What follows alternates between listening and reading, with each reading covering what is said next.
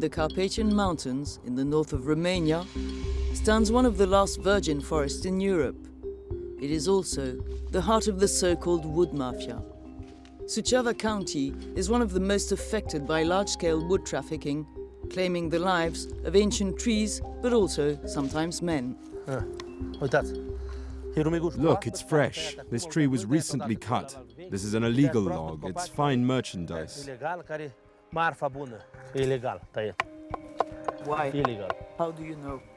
There's no mark. Do you see the resin? The poor tree is crying. They killed it like they would a human.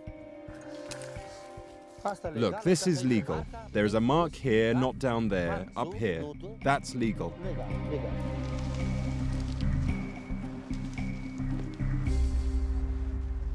The mafia hide the stumps with branches so they can't be seen from a distance.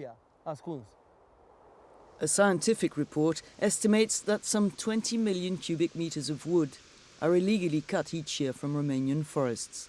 That's slightly more than the amount of legally felled trees. Some of the stolen wood is believed to end up on the European market.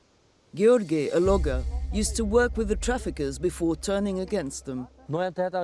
I worked for 5 companies, big ones. For a tree like this one, my commission was about 10 euros. I stopped because I realized it was wrong.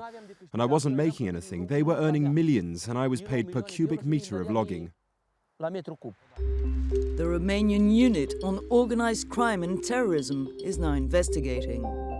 Fingers are being pointed at a vast network involving all the actors of the wood industry: traders, transporters, forestry personnel, and civil servants. We go to the local branch of the National Forest Management Body, Romsilva. The man in charge rejects allegations that his teams may be complicit. I wouldn't say that some people wanted to blame us, to denigrate us.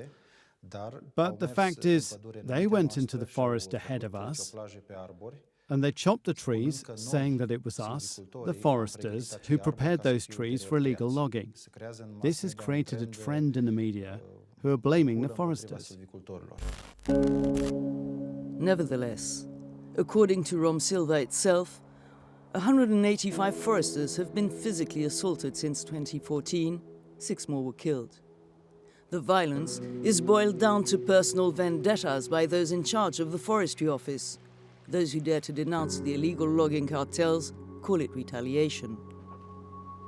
This forester, whose identity must be concealed for his own safety, is taking a risk, but he wants to talk.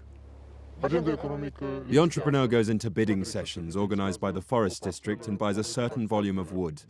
He then arranges things with the engineer, who goes into the woods and marks some trees, and there's the black market. Those trees shouldn't be in any inventory. In terms of volume, the quantity is bigger than initially declared, and in the books, the volumes will be falsified. The forester supervises, and not only that, he also sells wood on the black market.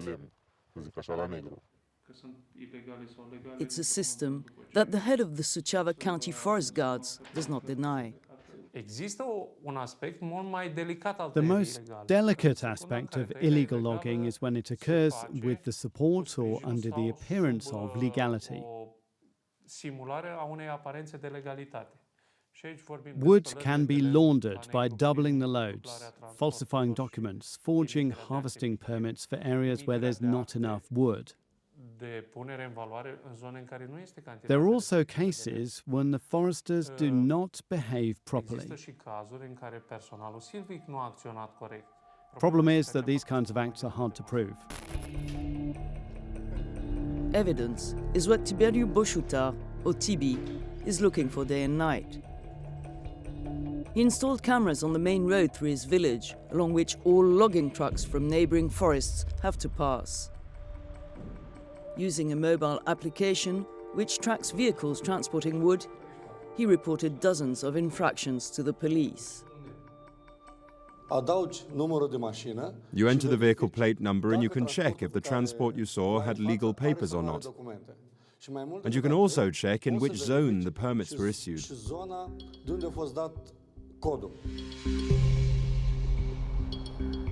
TIBERIU would like cameras to be placed at forest access points. That, he says, could help put an end to the shady practices masked by the silence of the ancient forest. So we can see that we're in the virgin forest. TB tells us these are wolf tracks, and it's a big one. We will not find wolves, but rather an unusual graveyard. Here we have an area where the stumps of stolen trees have been buried. And you can see the size of them. They couldn't have been taken out of the ground by local people. It takes heavy machinery, entire teams of workers. This is clear proof that the theft from the forest district is organized. Wood smuggling means big business in Romania. It's estimated at €1 billion per year. TIBERIU was a wood trader. He went bankrupt after trying to follow the law. Last year, he wanted to demonstrate it was impossible to be honest in the Romanian wood industry.